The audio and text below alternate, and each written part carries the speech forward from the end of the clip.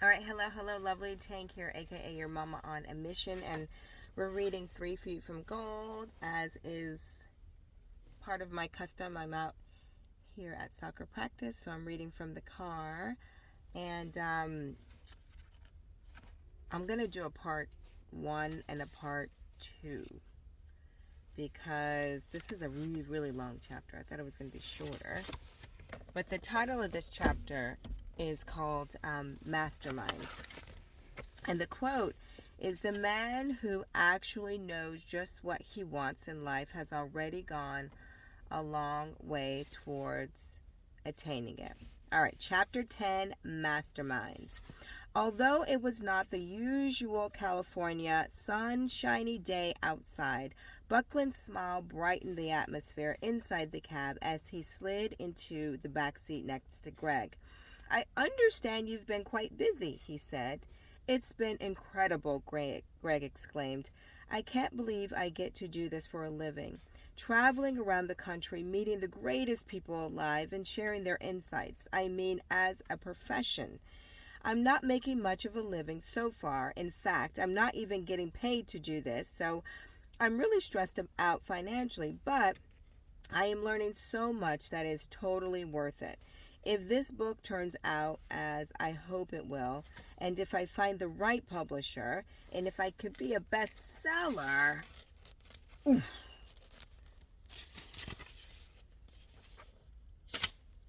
Buckland said, "A privilege indeed. Few people have had the opportunity to pursue their passions and dreams.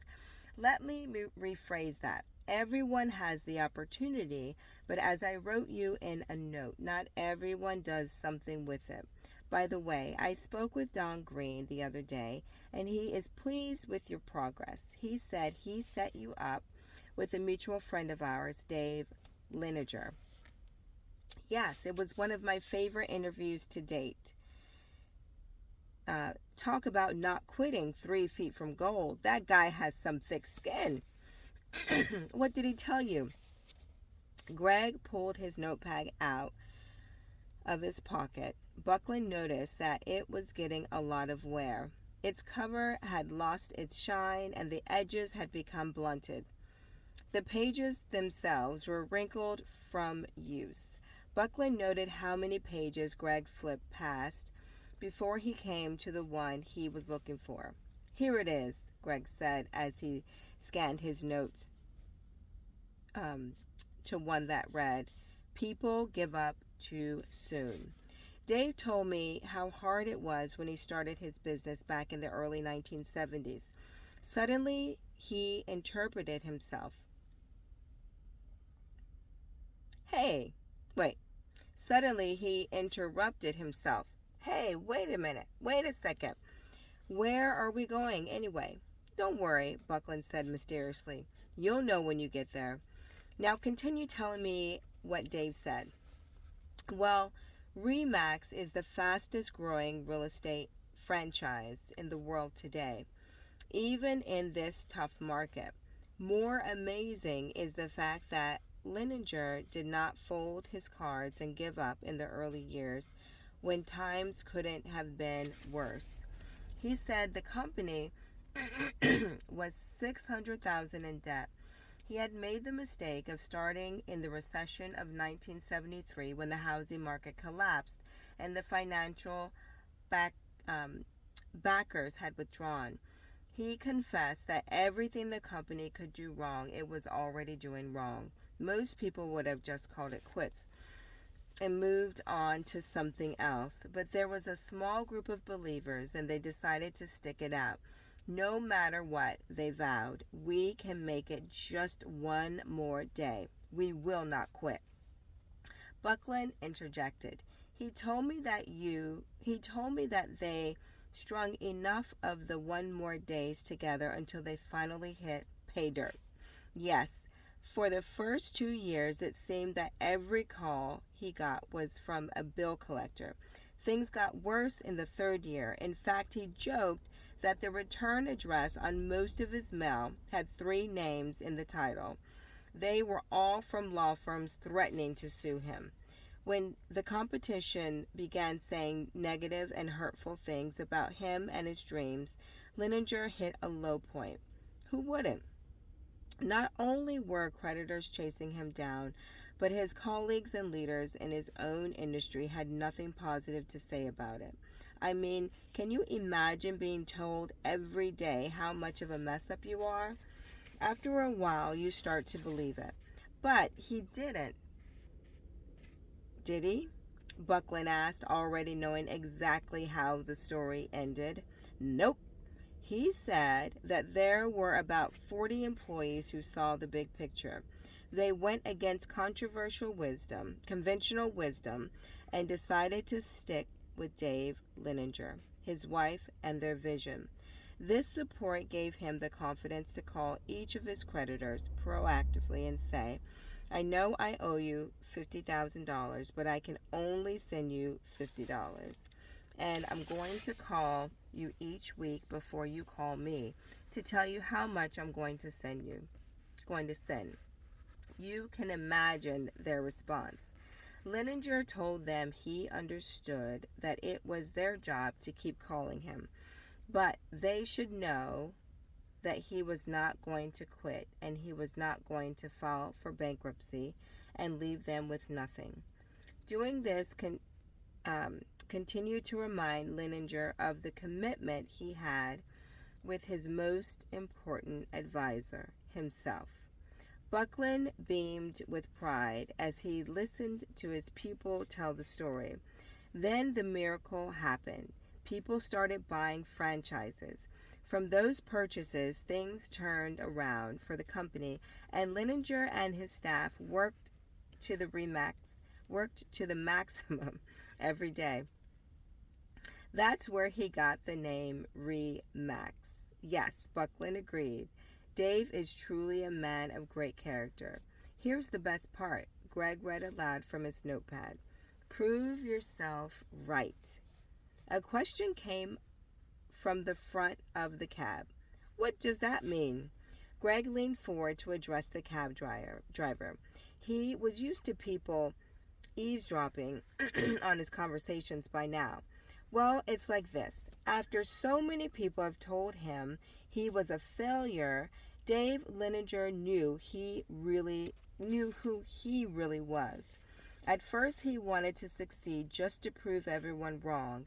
Then he turned his attention to a better challenge, one that really mattered.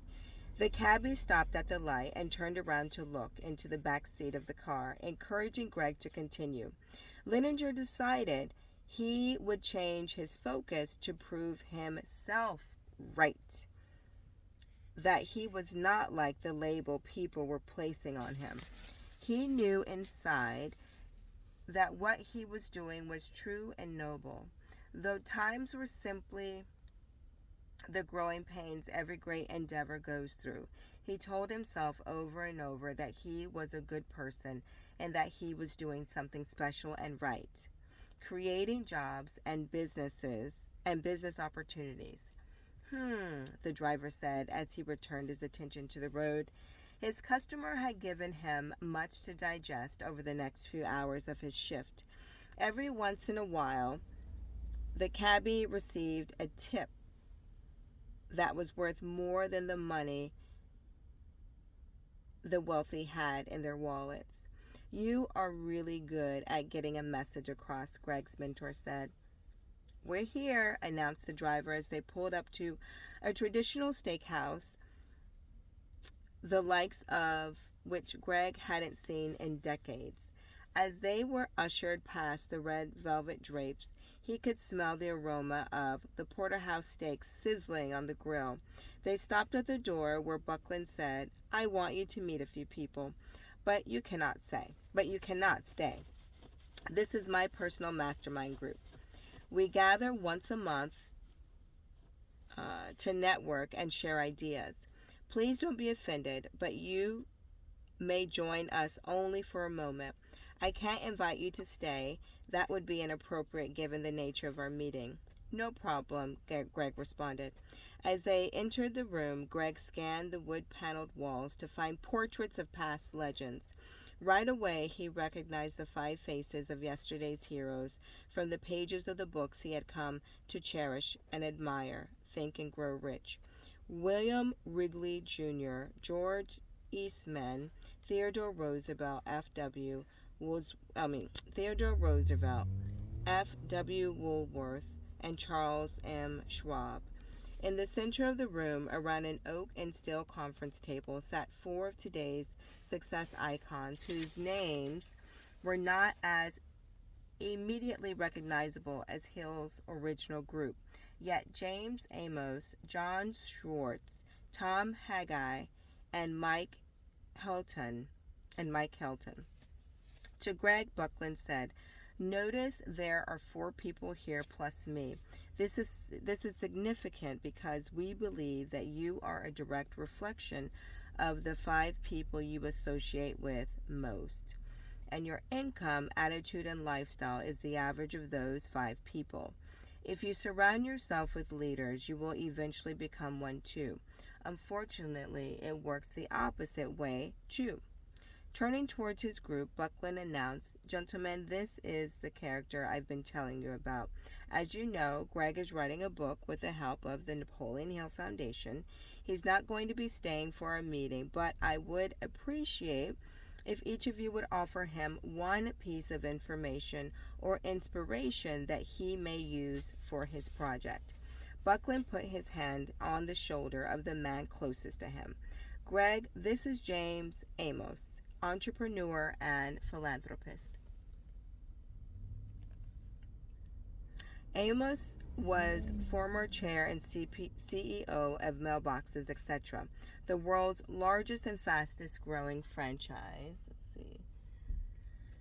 They're going to be ending soccer soon. But franchisor of retail business communication and postal service centers.